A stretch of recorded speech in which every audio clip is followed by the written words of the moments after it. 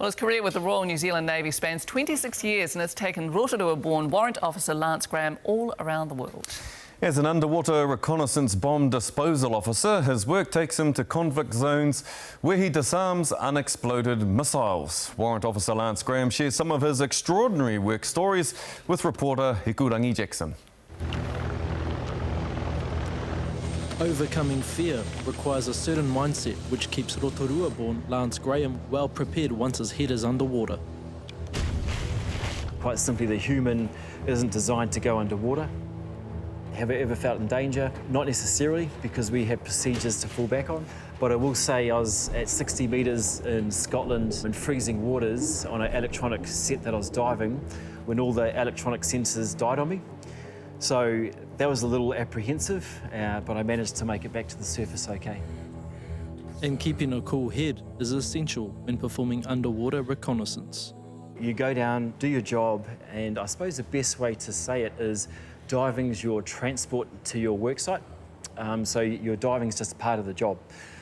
Do your job, come back. Now, I will say when you're doing decompression stops and sometimes long stops, which is just hanging in the water, waiting for bubbles to bubble off, I have heard the Jaws music in my head, which is a little bit disconcerting, but I've only ever seen a couple of sharks, the old sea snakes up in the islands and different things like that, but I think it's best not to think about that stuff. And Lance's services have been needed at many tragic situations. I think one of the challenging ones in many respects was Princess Ashika in 2009, and that was the sinking of the Tongan ferry. There's a great loss of life for the Tongan community. We were initially given 2 days' notice to deploy. On that two days' notice went down to 3 hours. There's lots of complexities to that particular operation or mission. One of the key ones for us was the fact that there was a great loss of life. The whānau or family was there as well, so you had to be delicate.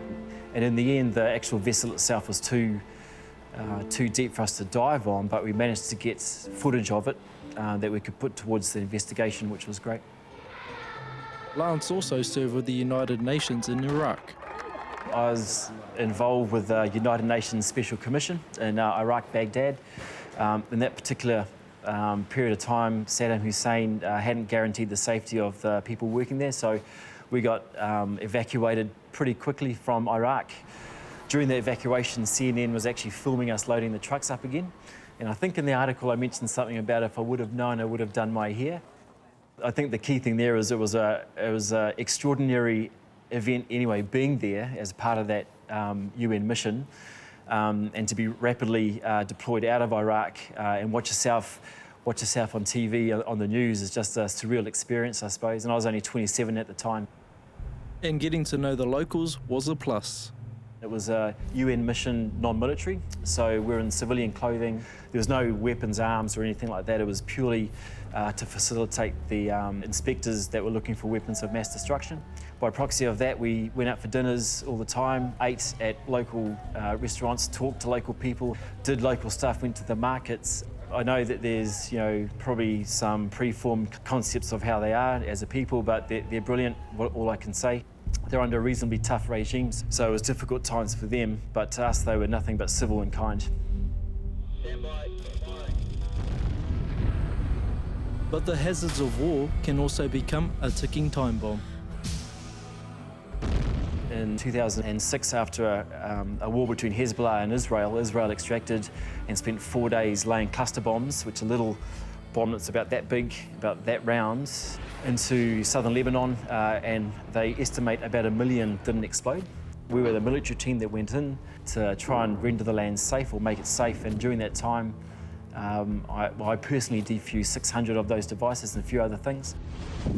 One area that we cleared, the guy that was tending the land, his brother had been blown up about 2 or 3 months earlier.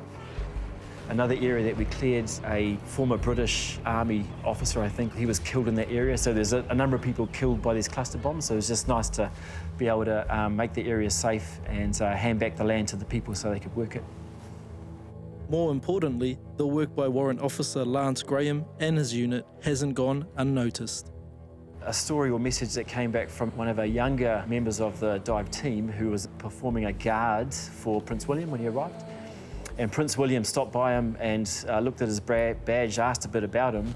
And when the guy retorted, oh, well, I'm in the diving trade, that's when Prince William said, oh, I hear it's one of the toughest courses or trades to get into in the world. So we'll take that one.